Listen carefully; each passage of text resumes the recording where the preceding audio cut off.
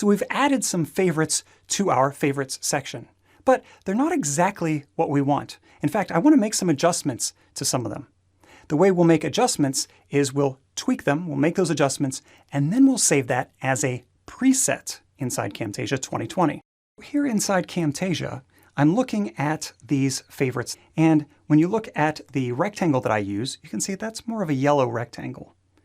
And when you look at the keyboard shortcut, that's larger than the keyboard shortcut that I use here. In fact, it's twice as big. So what I can do is I can choose to adjust these and make them presets. So if I click on this and I say this exact rectangle is what I want for a preset, notice I can go up here to the upper right and I have that plus sign to add preset.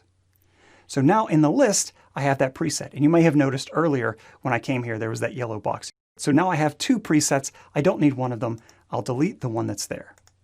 Okay, now I just have the one. So now I can go in and I can add that to my favorites.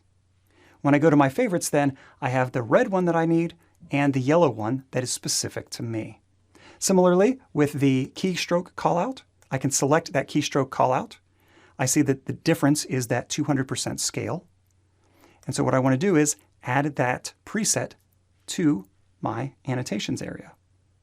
And then with that, I want to add that to my favorites. And in fact, now that it's added to favorites, I don't really need the smaller one, so I'll just click to remove that one. And now when I go to favorites, there they are. I have the two sketch callouts that I wanted, one that's default, and then these other two that are user defined.